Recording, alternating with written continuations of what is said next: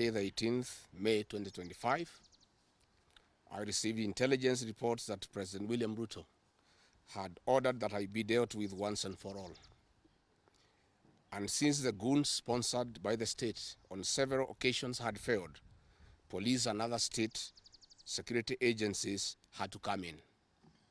At about 11 a.m., same Sunday, 18th May 2025, this information was communicated to the Inspector General of Police, the Director General of the National Intelligence Service, and the Director of Criminal Investigations by the CS Interior Kipchumba Murkomen, and consequently, a killer squad composed of 101 lethal and dreaded officers from the administration police and seconded to the National Intelligence Service, accompanied by officers from the DCI, the Anti-Terrorism Police Unit, the General Service Unit, and the regular police were deployed. This killer squad have been carrying out extrajudicial killings and abductions. Yesterday, they were mobilized and cordoned off and blocked all exits from Gatanga constituency. This squad was armed to the teeth and hooded and with masks to conceal their identity because of the heinous acts they wanted to commit on us. This is despite that there are existing guidelines from the High Court that officers should be in uniform and not conceal their identity. At about 2:30 p.m., we received further intelligence from the deployed patriotic officers who are not in agreement with the information that they had clear instructions to plant arms and weapons in our convoy to provide evidence to arrest us and get evidence that they could charge us with in court.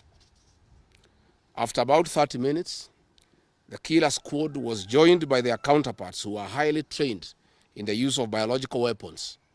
Their instructions were to poison me through inhaled chemicals that would paralyze my brain within 3 months.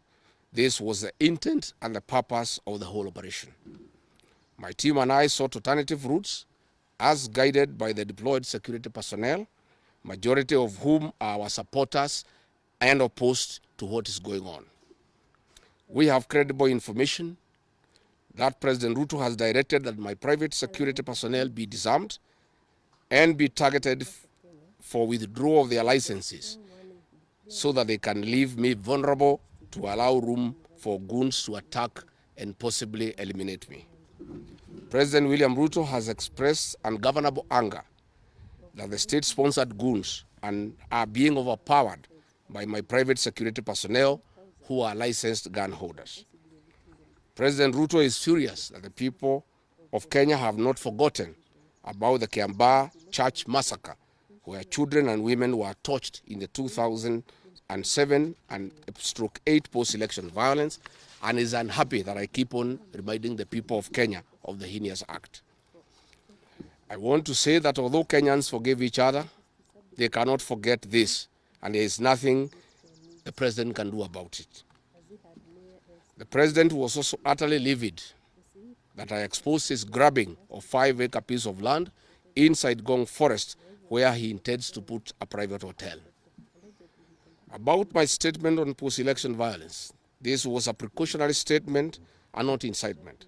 It is based on historical facts and past electoral experiences of 1992, 1997 and 2007 controversial elections, that we must have a free and fair election in 2027.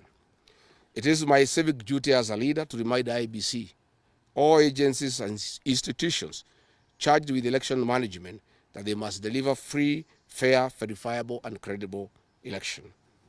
I have heard the CS Interior and other pretenders to the throne claim that they will not allow political violence. I urge them to walk the talk. Since November 2024, political violence of great magnitude has been meted on me, my family and my supporters. Not a single case has been prosecuted. For instance, on 28th November 2024, at a solemn funeral service in Limuru, Kiambu County, I was attacked by organized criminal gangs and a police escort.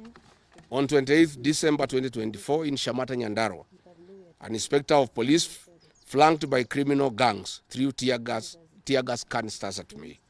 On 23rd March 2025 at ACK St. Peter's Cathedral in Nyeri, my convoy was attacked at a church compound by a known criminal gang under police escort. On 29th March 2025 in Naivasha town, we were attacked by the police. On 6th April 2025 at a church service in Mwik PCA, hooded goons attacked us inside the church. We dismiss with contempt the loose talk by CS Interior that during the DCP party unveiling, where goons dared to cause chaos were fighting for handouts from us. These were state-sponsored, but fortunately, they were overpowered by security personnel and supporters. The CS has given instructions that instead of arresting the said goons, they disarm my security personnel to give goons free access to me and my supporters in future occasions. Let it be known that our party DCP has organic support and we do not pay supporters to attend our meetings the way the government is doing to people to attend their meetings. Finally, let me assure the planners of this violence that you will not stop the cause of the people of Kenya. The one-term movement and the DCP party popularity will not be stopped and will not be slowed down. The cause to liberate Kenya is not about Gachagua. All the leaders with me. Wasting time and resources to stop me is a zero-sum game. The people of the Republic of Kenya have said that lies must stop, roads must be built, corruption must stop, abductions and extrajudicial killings must stop, education and health systems must work. They are some of the things that are making the people of Kenya restless. We are putting our supporters on high alert that they have the right to express their frustrations if injustice is meted on us. My supporters and I will not be cowed or intimidated by the use of the criminal justice system to manage politics. The drama of waylaying us on roads should be stopped. If the government knows that I have committed a crime known under the laws of Kenya and identified in the penal code, they know all my homes. And I'm here. They know my Wamanyoro home. They don't need to waylay me on the road. Let them just come here, and if we have committed a crime, they can come and arrest me and take whatever action that they want to take. That is the end of the statement. Iko swali? Yes. Yes.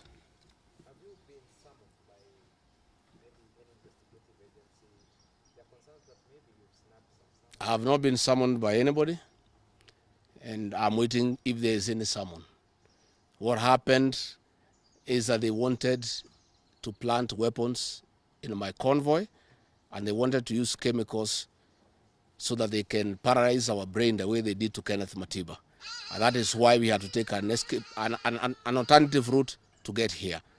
I would have wished they came here instead of wailing us on the road and using those dreaded criminals who are responsible for abductions and extrajudicial killings. And that squad works under the Director General of the National Intelligence Service. It's 101 officers who are recruited from the administration police, and they have been given special training by the National Intelligence Service, and they are responsible for the abductions and extrajudicial killings. And that is the squad that had been planned yesterday and mobilized so that they can incapacitate me and my people. Yes.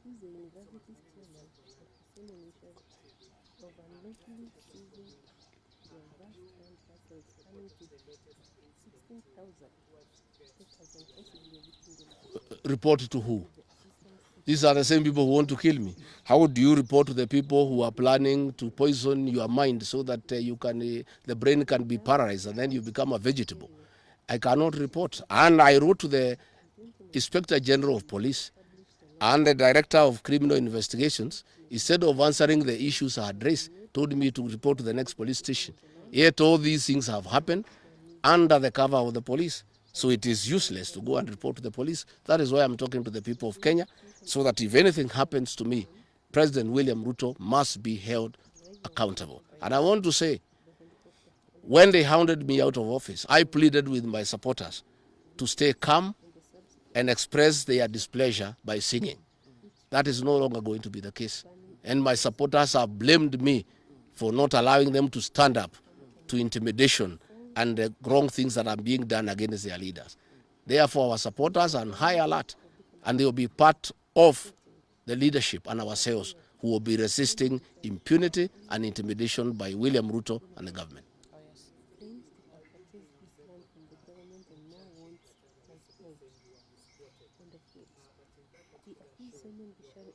Utilizing the police force to obstruct justice, and we believe the media has been compromised. I didn't say I was misquoted. I said the interpretation is wrong. People are not interpreting what I said correctly. Mine is a cautionary statement. And history is very important. During the finance bill of 2024, I did caution President William Ruto and the cabinet that it will bring problems because I listened to the people of Kenya.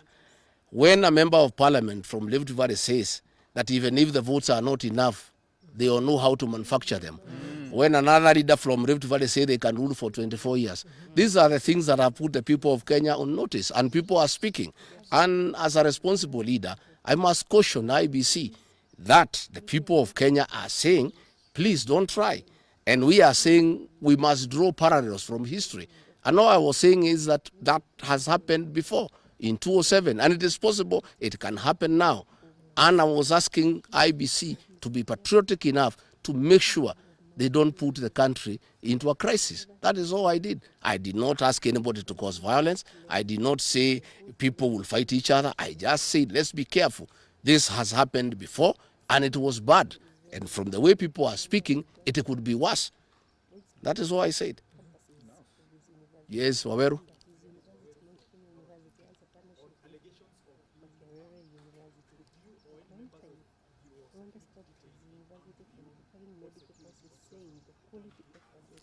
No, I am a licensed firearm holder. I've been licensed as a firearm holder from 1995.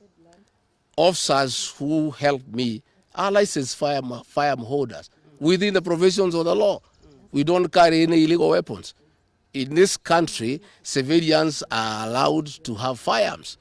And since the government withdrew security around me, and there has been so many attacks against me, it was my responsibility to put up a team of civilian firearm holders to escort me around. And there's nothing that is illegal, and there's nothing that is wrong. Tumesikizana? Asanteni sana.